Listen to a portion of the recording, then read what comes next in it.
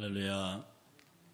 야고보서 4장 13절부터 야고보서 4장 13절부터 5장 6절까지 천천히 함께 봉독하겠습니다. 야고보서 4장 13절 들으라. 너희 중에 말하기를 오늘이나 내일이나 우리가 어떤 도시에 가서 거기서 1년을 머물며 장사하여 이익을 보리라 하는 자들아, 내일 일을 너희가 알지 못하는도다. 너희 생명이 무엇이냐? 너희는 잠깐 보이다가 없어지는 안개니라. 너희가 도리어 말하기를 주의 뜻이면 우리가 살기도 하고 이것이나 저것을 하리라 할 것이거늘, 이제도 너희가 허탄한 자랑을 하니 그러한 자랑은 다 악한 것이라. 그러므로 사람이 선을 행할 줄 알고도 행하지 아니하면 죄니라. 들으라. 부한 자들아, 너희에게 임할 고생으로 말미암아 울고 통곡하라. 너희 재물은 썩었고 너희 옷은 좀 묵었으며 너희 금과 은은 녹슬었으니 이 녹이 너희에게 증거가 되며 불같이 너희 살을 먹으리라. 너희가 말세에 재물을 쌓았도다. 보라, 너희 밭에서 추수한 품꾼에게 주지 아니한 싹시 소리 지르며 그 추수한 자의 우는 소리가 만군의 주의 귀에 들렸느니라. 너희가 땅에서 사치하고 방종하여 사륙의 날에 너희 마음을 살찌게 하였도다. 너희는 의인을 정죄하고 죽였으나 그는 너희에게 대항하지 아니하였느니라. 아멘. 야고보가 이 서신을 쓰면서 그리스도인의 행함에 관한 이야기를 굉장히 강조합니다. 그래서 행함이 없는 믿음은 죽은 믿음이다. 마치 영혼 없는 몸이 죽은 것과 같이. 그래서 계속 행함을 강조하니까 칼빈 같은 신학자, 그런 사람들도 이 사람이 굉장히 야고보가 이상하게 보였습니다. 루터는 심지어 이 야고보서를 지푸라기 서신이라고, 이게 왜 성경에 들어갔는지 모르겠다고 할 정도로 폄하했던 그런 것입니다. 그러나 이것은 그들이 너무 믿음에 집착한, 종교개혁자들의 믿음에 집착한 성향 때문에 그들이 오해한 것이고, 어쩌면 야고보만큼 바울 이상으로 믿음을 강조한, 바울의 이야기는 너희에게 믿음이 있어야 한다. 야고보의 얘기는 그 믿음이 있다고 하면 반드시 행함이라고 하는 결과가 나타나지 않느냐. 바울은 말합니다. 너희의 믿음은 너희가 의로움으로 얻은 것이 아니다. 너희 믿음은 선물이다. 야고보 말은 그것이 선물이기 때문에 반드시 행함이 자연스럽게 나타나야 되지 않느냐.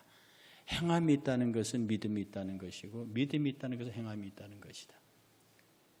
그래서 제가 언젠가 말씀드렸듯이 이 바울의 믿음은 줄기에 붙어있는, 가지에 붙어있는 지점, 이것이 가지고 이것이 줄기면 붙어있는 지점, 이건 믿음으로 말합니다.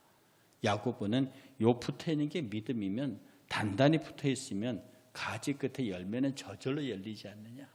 가지가 흔들어서 열매가 맺어지는 게 아니라 딱 붙어있기만 하면 열매는 저절로 열리는 게 아니냐. 그러니 열매가 없다는 것은, 행함이 없다는 것은 이 붙어있는 게 부실하거나 안 붙어있다는 것이다. 열매가 조잡하고 열매가 볼품 없는 것은 이 붙어있는 접착점이 부실하기 때문이고, 아예 없는 것은 떨어졌기 때문이다.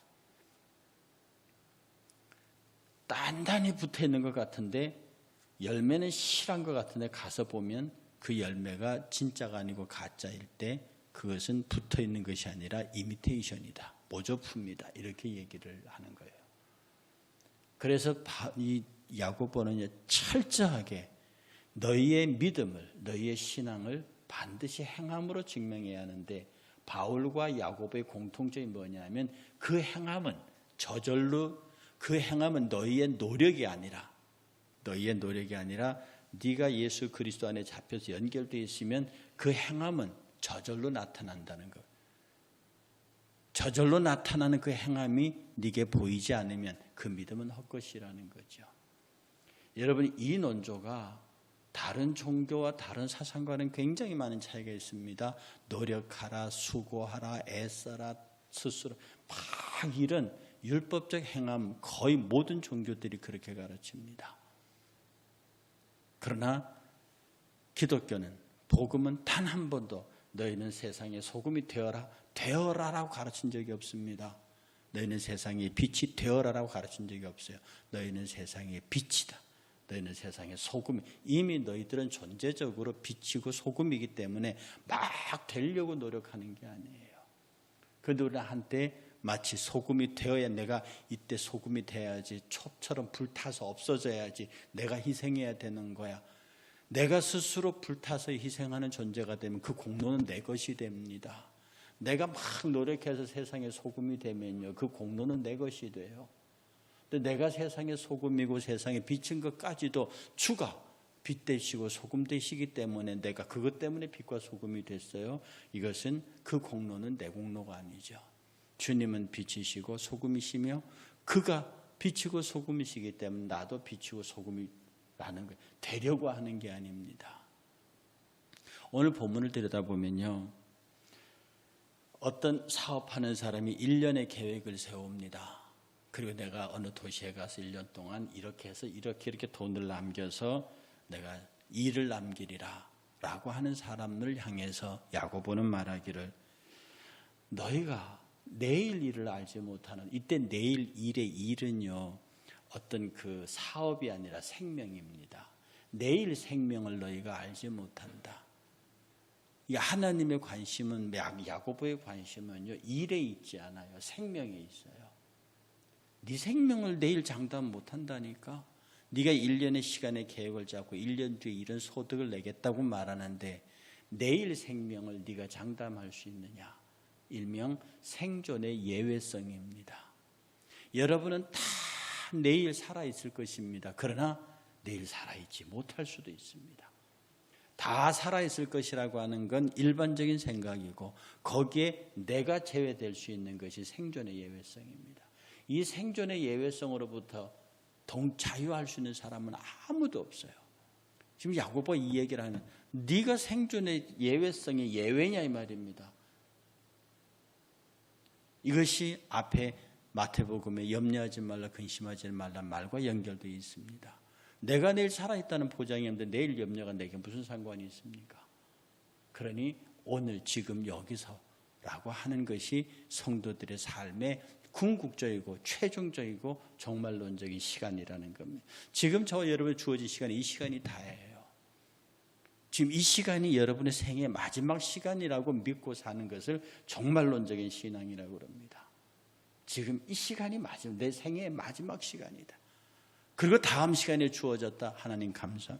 이 새벽 기도가 마지막 시간인 줄 알았더니 내가 출근해서 직장에 있습니다. 하나님 감사합니다. 이것이 이 땅에서 내가 맞는 마지막 시간입니다.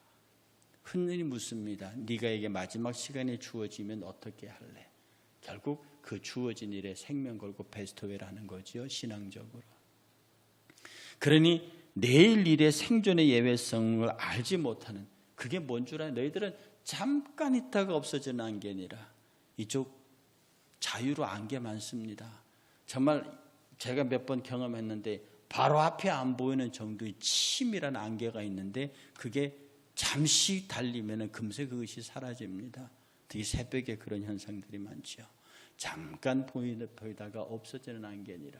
이렇게 생명이, 그런데 그 생명의 시간을 앞에 놓고 너희가 무슨 1년을 계획하느냐. 그 너희들은 이렇게 말해야 된다. 만약에 주의 뜻이면 내가 어느 도시에 가서 1년을 일하고 이렇게 할 것입니다. 그래서 이거 영어로 if Lord's willing이라고 그래요. 주의 뜻이면. 서양 사람들이 굉장히 잘 하시는 말씀입니다. 제 학교 은사 가운데 한 분도, 교수님 내일 저희들 만나실 수 있으세요? 이렇게 물어 웃으면서 말합니다. if Lord's willing, 주의 뜻이면. 어쩌면요, 우리들의 삶 자체가, 전제가 만약에 주의 뜻이면 그렇게 합시다. 이것이 주의 뜻이면, 내 의지가 아니라 주의 뜻이면, 주의 뜻이면, 이것이 주의 뜻이면. 그래서 너희들이 자랑해야 할 것은 내가 1년 어디 가서 돈을 벌어서 어떻게 이렇게 저리라 그렇게 하지 말고, 그런 것은 다 악한 자랑이라는 겁니다. 그런 악한 자랑 하지 말고 17절에 그러므로 사람이 선을 행할 줄 알고도 행하지 아니하면 죄니라. 선 뭐라고 그랬죠? 하나님의 뜻이라고 그랬습니다. 그러므로 사람이 선, if God's willing, 주의 뜻이면, 하나님의 뜻이면, 주의 뜻이면 그렇게 행해야 되는데 그렇게 하지 아니하면 죄라는 겁니다. 선을 행하지 아니하면, 하나님의 뜻을 행하지 아니하면 하나님의 뜻을 거스리는 악이 됩니다. 야고보는 지금 간절한 심정으로 우리에게 뭐라고 말하는 거 아니? 사랑하는 성도 여러분, 주의 뜻이 무엇인지를 분별하세요. 주가 지금 여러분을 향한 뜻이 무엇인지를 이해하세요. 그리고 그것이 이해가 되시거든, 아니 그것이 주의 뜻으로 믿어지시거든 그대로 행하세요. 생존의 예외성을 인정하세요. 나는 내일 살아있을 것이다. 세상에 이런 교만함이, 너희는 하루살이보다도 생명도 짧고 잠깐 있다가 없어져 남겨 낮에 확 피었던 들풀의 꽃과 같은 것인데 어찌 너희가 1년을 얘기하느냐. 그것이 아까 생존의 예외성을 인정하지 않고 내 의지로 살겠다는 것이 바로 악이라는 겁니다. 선은 뭡니까? 예, 주의 뜻이니까 내가 그것을 행합니다. 그리고 5장으로 넘어오면서요, 들으라 부한 자들아. 구체적으로 야고보가 딱 찍습니다. 저희 악한 자들의 개념. 근데 여기는 부한 자들아 얘기를, 부자를 얘기하는 게 아닙니다. 이 자칫하면요, 돈 많은 부자들을, 또 그 다음에 부자가 천국 들어가는 게 낙타가 낙이 바늘구멍 들어가는 것보다 더 어렵다 해서 부자를 매도하는 쪽으로 가는데요. 부자가 하늘나라 들어가는 것이 낙타가 바늘귀보다 더 들어가기 어렵다는 것은, 부자가 가지고 있는 재물로는 절대로 하나님 나라를 못 들어간다는 뜻입니다. 부자가 가진 재물로는 하나님 나라를 못 들어간다. 오늘 이 본문의 부한 자들은요, 부당하게 부정한 방법으로 부자가 된 사람이에요. 그 뒤에 표현을 보면요, 추수할 때 추수했는데 그 싹을 주지 않아서 원래 일한 사람에게 돌아가야 할 그 싹이 여전히 밭에 있다, 주인의 손에 있다 이 말입니다. 그 싹이 소리를 지른다는 거거든요. 왜 내가 일했는데 일한 사람에게 가야 할 싹, 같이 추수했으면 싹은 현금으로, 그 당시 현금 지급보다 곡식으로 주었으니까 그 추수한 곡식에 싹에 해당하는 곡식을 일꾼에게 주어야 하는데 이 부자가 땅 주인이 안 주었다고요. 그러니 그 노동한 사람 일꾼에게 돌아가야 할 곡식들이 들에서 소리를 지르고, 추수한 자가 운대요. 여러분, 여기에서 추수한 자가 울어요. 추수한 자가 왜 웁니까? 추수했으면 곡식이 많고 품삯을 받았으면 임금이 넉넉할 텐데 못 받았으니까 당연히 웃어야 할 자가 울고 있는 상황입니다. 이 말씀, 이렇게 부한 자가 된 사람, 당연히 주어야 할 임금도 주지 않고 그들에게 베풀어야 할 사업주로서의 그것도 베풀지 않고 그들의 것을 빼앗아서, 마치 다윗의 범죄 앞에서 나단이 책망했던 것처럼 자기에게는 많은 새끼 양들이 있는데 한 마리 없어, 마치 딸처럼 키우는 그 새끼 양을 빼앗아서 손님을 대접하는 사람처럼, 그것이 경영으로 알고 그것을 잘하는 것으로 알고 그것으로 자기가 부의 정당한 방법으로 억울하면 출세하지라고 하는 식으로 없는 자들을 압제하고 그런 식으로 부자가 된 사람들. 그런데 그 결과가 어떠하냐? 그것이 나중에 너희에게는 하나님의 심판의 증거가 될 것이다. 들어라 부한 자들아, 너희에게 임할 고생, 이 종말입니다. 심판입니다. 너희에게 심판으로 말미암아 울고 통곡하라. 너희 재물은 썩었고 너희 옷은 좀 먹었으며 너희 금과 은은 녹슬었느니 이 녹이 너희에게 증거가 되며 불같이 너희 살을 먹으리라. 예, 하나님의 불심판에 관한 이야기입니다. 결국 네가 행한 그 부당한 방법으로 부를 축적한 그 방법이 하나님 앞에 증거가 돼서 네가 벌어놓은 금과 은이 거기에 녹이 쓴 그 녹이 증거가 될 것이고, 이 옷이라는 것은 비단 옷 좋은 거 얘기하는 겁니다. 이런 것들, 재물은 썩은 재물, 부패한 재물, 부패한 것으로 산 값비싼 옷감의 옷들, 싹으로 하여금 소리 지르게 하고 추수한 자들을 울게 만든 그런 것. 아마 이 시대, 지금 이 시대에 있었던 어떤 그 착취가 아마 이때는 더 했던 것 같아요. 지금은 함부로 착취하지 못하도록 법으로라도, 노동법으로라도 해뒀지만 이때는 그야말로 주인이 주고 싶으면 주고 말고 싶으면 마는 그런 시절, 힘 있는 시절이었어요. 그래서 이때 노동자들이 많이 울었던 것 같습니다. 그러면 너희가 땅에서 사치하고 방종하여 살육의 날에 너희 마음을 살찌게 하였도다. 너희는 의인을 정죄하고 죽였으나 그는 너희에게 대항하지 아니하였느니라. 여기에 의인은 하나님의 뜻을 알고 있는 사람들입니다. 선을 행하는 사람들이죠. 선을 행하는 사람들은 이런 악을 행하는 사람에게 굳이 일어나서 대항하지 않습니다. 왜냐하면 그것은 심판주의 몫이니까. 심판주께서 우리에게 말하시는 것은 열심히 일하라, 부지런히 일하라. 내가 너에게 주는 시간 안에서, 내가 준 능력 안에서 너희의 최선을 다하라. 그리고 그 위의 결과는 당신께서 책임지신다는 겁니다. 사랑하는 이 야고보의 행함의 가르침이요, 내가 행해야 돼, 내가 말씀을 지켜야 돼 라고 하는 강박관념이 아니라 이 마지막 본문의 이야기처럼요, 의인은 대항하지 않는다. 이 야고보가 가르치는 것이 그리스도 안에서의 자유입니다. 행함도 자연스럽고 자유스러움이에요. 내가 막 억지로 선행하고 억지로 예배하고 억지로 전도하면 그 복음의 이야기가 짐입니다.